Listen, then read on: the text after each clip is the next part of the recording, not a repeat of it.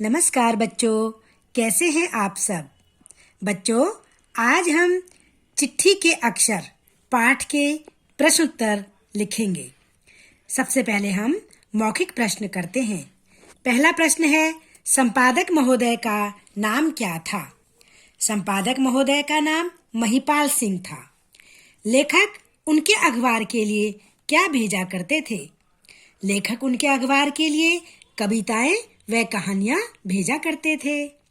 लेखक संपादक महोदय से कब मिले।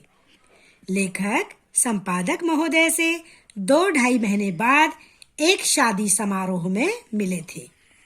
लेखक क्या देखकर आश्चर्यचकित हो गए। आश्चर्यचकित मतलब हैरान। संपादक महोदय का दायां हाथ कंधे तक कटा देखकर लेखक आश्चर्यचकित हो गए। संपादक महोदय ने अपना दाहिना हाथ कैसे खोया। युद्ध के मैदान में एक बम के फटने से संपादक महोदय ने अपना दाहिना हाथ खोया। संपादक महोदय की सुंदर लिखाई का श्रेय किसे जाता है। संपादक महोदय की सुंदर लिखाई का श्रेय उनके दृढ़ संकल्प और कठोर अभ्यास को जाता है। बच्चों, अगला है उचित विकल्प वाले प्रश्न। इस पर आपने निशान लगाना है जो सही विकल्प है। संपादक का काम है, क्या काम है। सूचनाओं को छांटकर उन्हें प्रकाशन योग्य बनाना। अगला है, अखबार में छपे लेख को लिखने वाले क्या कहलाते हैं। लेखक कहलाते हैं। सरकार ने महिपाल सिंह को सेवा मुक्त क्यों कर दिया, यानी कि उनको उनकी सर्विस से क्यों हटा दिया। बच्चों, इसका अर्थ है क्योंकि उनका दाहिना हाथ कंधे तक उड़ गया था। ठीक है, अब अगला देखिए। अब है लघु उत्तरीय प्रश्न। बच्चों, इनके आंसर हमने शॉर्ट में देने हैं। सुंदर लेख के लिए क्या क्या सावधानी बरतनी चाहिए, यानी कि जब आप सुंदर लेख लिखते हैं तो आप किस किस तरीके से सुंदर लेख को लिख सकते हैं, क्या क्या आपने सावधानियां बरतनी है।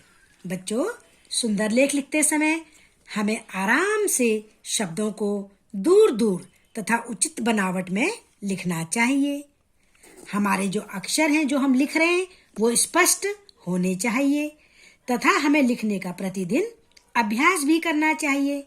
अब देखिए, कक्षा में देखिए, आप बहुत सारे बच्चे जो हैं, आप में से ही, उनका लेख इतना गंदा होता है कि जब हम परीक्षा में उनका पेपर चेक करते हैं तो समझ ही नहीं आता कि बच्चा क्या लिख रहा है, वो क्या कहना चाहता है। जबकि बच्चे को आता सब कुछ है, लेकिन उसका लेख इतना गंदा होता है कि टीचर को समझ ही नहीं आता और बच्चे को सब कुछ आने के बावजूद उसके नंबर कम आते हैं। जबकि आपको लेख सुधारने के लिए कितनी बार कक्षा में बताया गया है, बल्कि एक वीडियो भी डाला गया है। आप देखिएगा, यूट्यूब पर एक वीडियो डाला गया है, लेख को किस तरह से सुधारें। आपको वहां से देख के अपना लेख सुधारना चाहिए, लेकिन आप देखते ही नहीं है, ना आप लेख को सुधारने का प्रयास करते हैं। तो बच्चों, अगर आप प्रतिदिन अभ्यास करोगे लिखने का और आराम आराम से शब्दों को लिखोगे, उचित दूरी में लिखोगे और उचित बनावट में लिखोगे तो आपका लेख अवश्य ही सुंदर होगा।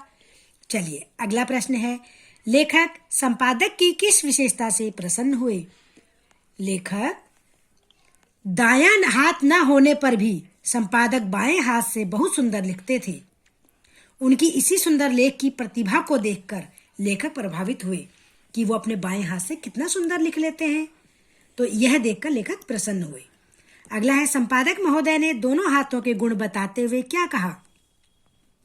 संपादक महोदय ने दोनों हाथों के गुण बताते हुए कहा कि दाएं और बाएं हाथ में कुछ फर्क नहीं होता, यानी कि कोई अंतर नहीं होता।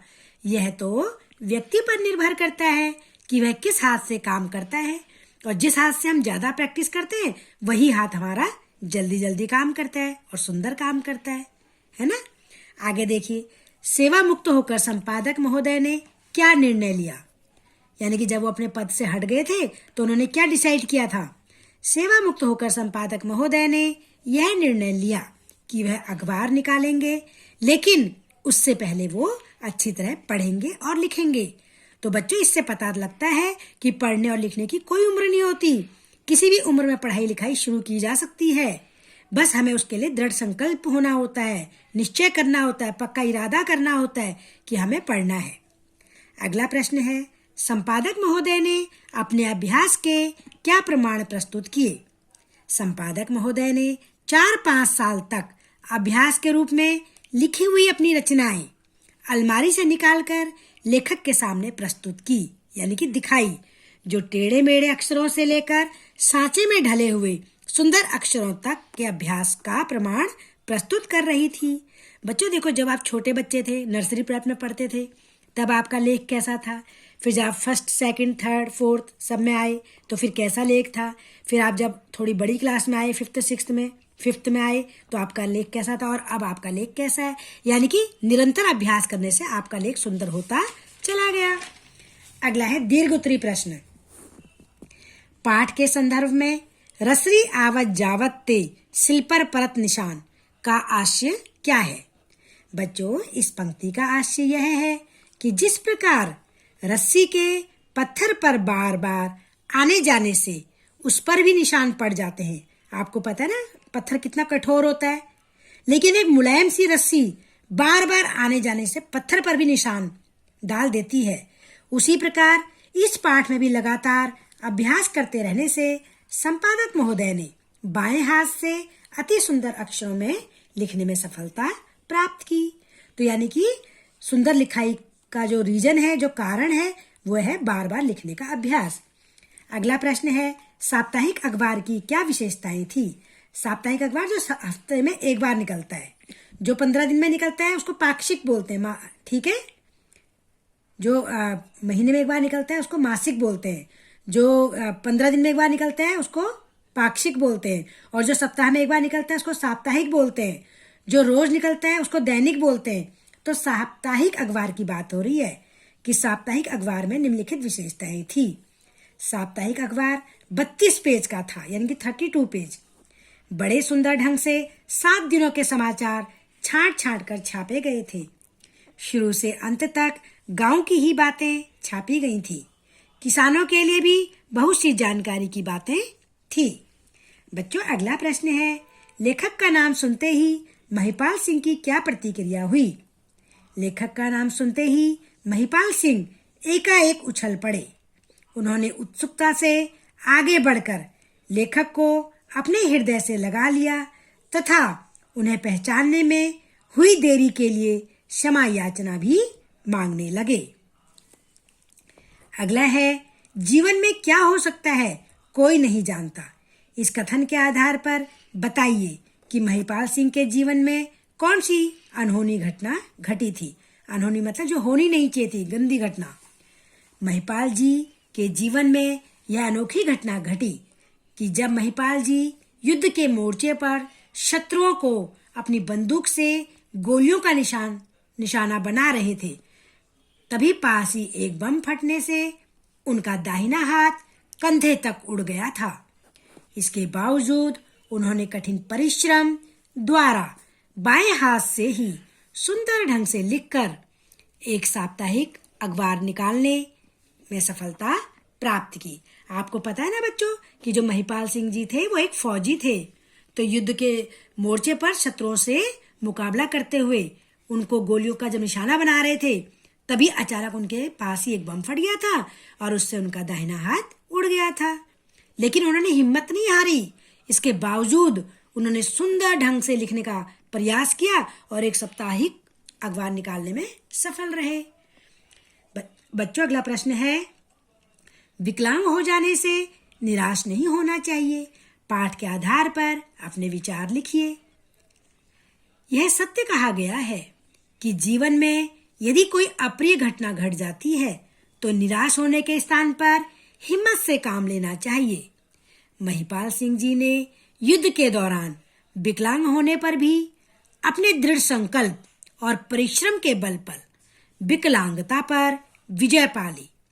हमें भी प्रतिकूल परिस्थितियों का सामना करते हुए सबके लिए एक मिसाल बनने का प्रयास करना चाहिए, जैसे कि महिपाल जी जो थे वो बने। उन विकलांग हो गए, उनका हाथ वहां बम में हट गया था, उड़ गया था। उसके बावजूद उन्होंने हिम्मत नहीं हारी और मेहनत के बल पर, परिश्रम के बल पर उन्होंने अपना जो साप्ताहिक अखबार था वह निकाला। तो बच्चों, ये तो आपके प्रश्न उत्तर थे। अब ये आपका अभ्यास कार्य है। देखिए बच्चों, निम्नलिखित वाक्यों से क्रिया विशेषण शब्द छांटकर लिखो। क्रिया विशेषण आपको पता है, जो क्रिया की विशेषता बताता है। क्रिया क्या होती है? जिसे किसी काम का करना या होना पाया जाता है। जैसे देखिए, वे चुपचाप बैठे थे, तो बैठे थे क्रिया है। क्रिया की विशेषता बता रहे, कैसे बैठे थे? चुपचाप बैठे थे, तो चुपचाप क्रिया है। बूंद बूंद से घड़ा भरता है, भरता है क्रिया है। कैसे भरता है? बूंद बूंद से भरता है, तो बूंद बूंद क्रिया है। मंदिर के आसपास भीड़ जमा थी, जमा थी क्रिया है। कैसी भीड़ जमा थी? नहीं, मंदिर के पास भीड़ जमा थी। कहाँ जमा थी भीड़? मंदिर के आसपास थी। ठीक है। मैं प्रतिदिन लिखने का अभ्यास करता था, प्रैक्टिस यानी कि क्रिया है, अभ्यास करता था। कब करता था? प्रतिदिन करता था। तो ये क्रिया की विशेषता बता रहे हैं। अब बच्चों, पाठ में प्रयुक्त 5 विदेशी शब्द छांटकर लिखने हैं। जैसे मोर्चा है, इंतजाम है, पेंशन है, टकटकी है, सटीक है, फर्क है, जरूर है। अब नीचे लिखे वाक्यों में कारक चिन्हों को रेखांकित करते हुए कारकों के नाम लिखो। अब देखिए, आज मैंने कर्ता ने यानी कि मैंने, तो कर्ता कारक।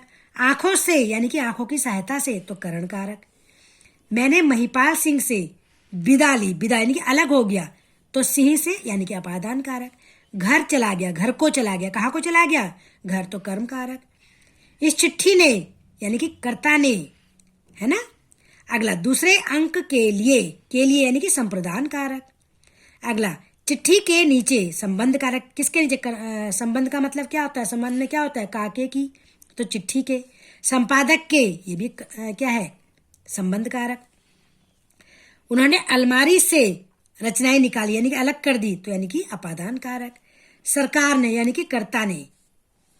ठीक है। आगे सरकार ने, फिर वही कर्ता ने। आपको कारक अच्छे से आते हैं, है ना। आपने विभक्ति चिन्ह याद किए हैं, तो आपको कोई दिक्कत ही नहीं होगी। अगला है, शब्दकोश की सहायता से अर्थ जानकर दिए गए शब्दों से वाक्य बनाइए, और वाक्य अच्छे होने चाहिए। जैसे असमान। बच्चों, ये वाक्य मैंने आपको बनाकर दिए, लेकिन आपने ये वाक्य नहीं लिखने, आपने अपने वाक्य लिखने। शहरी और ग्रामीण जीवन में बहुत असमानता होती है, यानी कि शहरी और ग्रामीण जीवन असमान होता है। आसमान में इंद्रधनुष चमकता हुआ दिखता है। पका, पके हुए फल स्वादिष्ट होते हैं। पक्का, शहरों में पक्के घर होते हैं। हमारा विद्यालय पूर्व दिशा में है।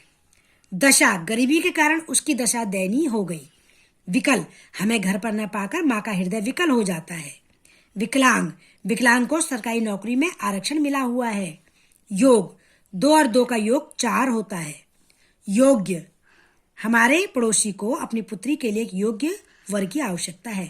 तो बच्चों, ये वाक्य मैंने बनाए हैं, लेकिन आप अपने वाक्य बनाएंगे। ओके। चलिए बच्चों, अगला क्वेश्चन है, निम्नलिखित वाक्यों में क्रियाओं को रेखांकित करके उनके काल बताइए। मैं कविता पढ़ रहा था। देखिए, रहा था, तो यानी कि कौन सा काल है? ये भूतकाल है। ये कौन सा काल है? भूतकाल, क्योंकि पढ़ रहा था।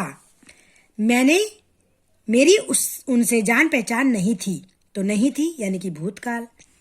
क्या आप महिपाल सिंह हैं? प्रश्न पूछा जा रहा है, तो कौन सा होगा?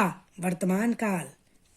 वे बड़े खुश थे और बड़े स्वस्थ थे, तो दोनों में थे आ रहा है, यानी कि भूतकाल।